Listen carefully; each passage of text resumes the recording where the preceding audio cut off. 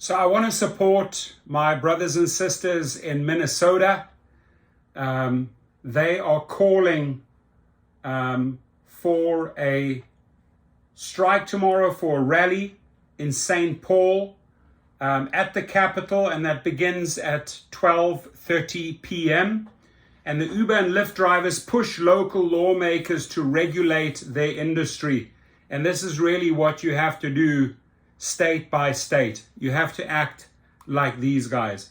With a shoestring organizing drive that began just 4 months ago, Twin Cities Uber and Lyft drivers are pushing elected officials to tighten regulation of the app-based companies and fighting for safety. Fighting for safety, that's what it's about, my friend. They know what they are fighting for, right? Fighting for safety, transparency, and a collective voice in the industry. The Minnesota Uber and Lyft Drivers Association, MULDA, M-U-L-D-A, will bring its fledgling campaign to St. Paul tomorrow, at a rally at the Capitol set to begin at 12:30 p.m. So that would be tomorrow. That's 10:20, right? That is tomorrow.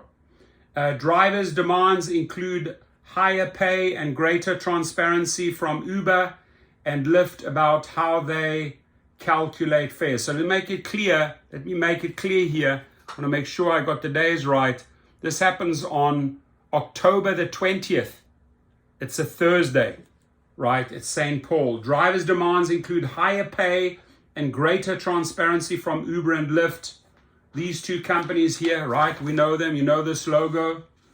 You know this logo here, right? These two companies were demanding transparency from Uber and Lyft about how they calculate fares, right? Because they just serve you this BS through the app, and we're supposed to believe everything that they serve on our platter. The companies have slashed rates from nearly $2 per mile to around 85 cents over the last 8 years, while scrapping a firm 20% cap on their commissions, driver said.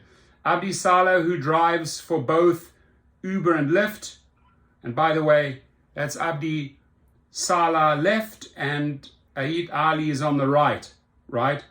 So Abdi Salah, who drives for both Uber and Lyft, said the companies recently removed fare breakdowns from drivers' online activity log, leaving them to glean information about their cut from conversations with passengers. So we got to find out from our passenger, oh, this is what you paid. Well, look what I'm getting here, right?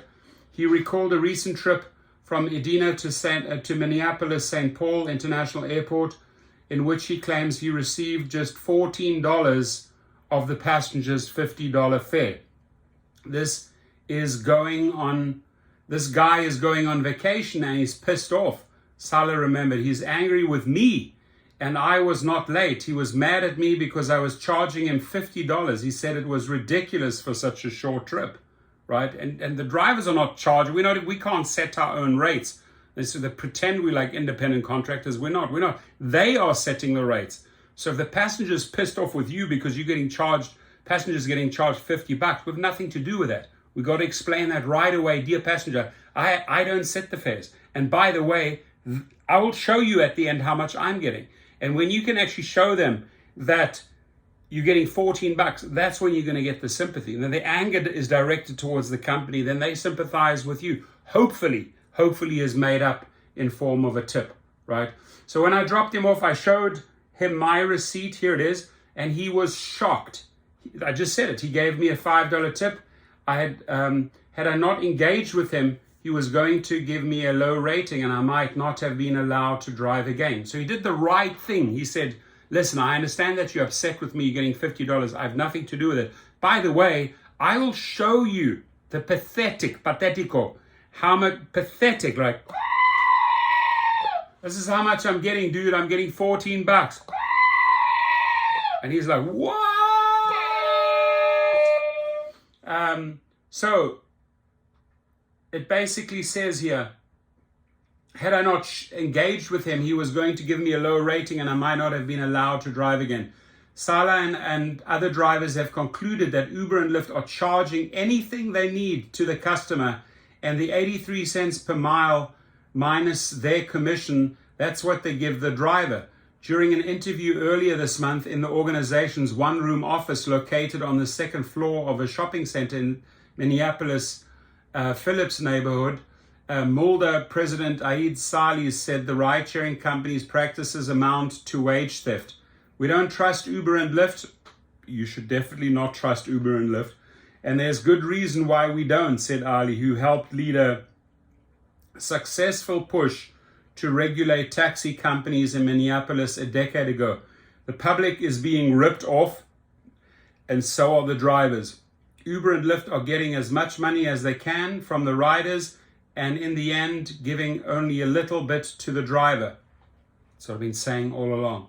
In meetings with Minneapolis City Council members and Mayor Jacob Frey, Mulder drivers have pushed for an ordinance that would regulate rates as the city does with taxi cabs and cap the percentage that ride-sharing apps can take out in commission. And you only achieve that if you push back, if you put pressure on them, right? So drivers also have reached out to St. Paul Mayor Melvin Carter, and with their rally tomorrow, hope to take their campaign nationwide. Mulder's first public event, a September meeting at the Embassy Suites in Bloomington, drew about 400 drivers and a handful of elected officials. They were really surprised, Ali said on the legislation in attendance. They were not expecting this type of organization effort. Maybe they were underestimating us. Maybe they thought we were invisible, but that's not true. Love this guy. While increasing pay and transparency are at the top of Mulder's agenda, drivers have also raised concerns about safety and job security, issues they hope to one day address through collective bargaining. The U.S. Department of Labor last week issued a proposal to bar firms like Uber and Lyft from classifying so-called gig economy workers as independent contractors, which takes companies off the hook for benefits like workers' compensation and bars them from bargaining as a union.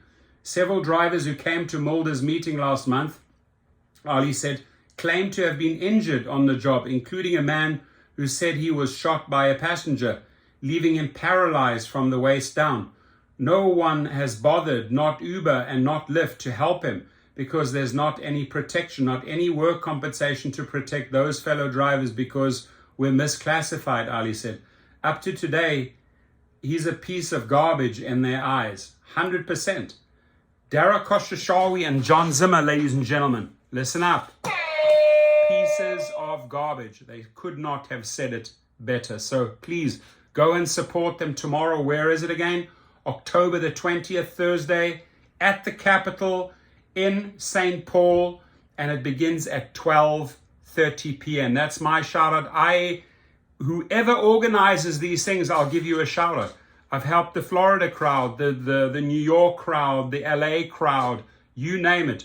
Bring me the date, bring me the story, bring me your plan, and we will announce it in this channel. We are fighting for better pay. We are fighting for safety here, right?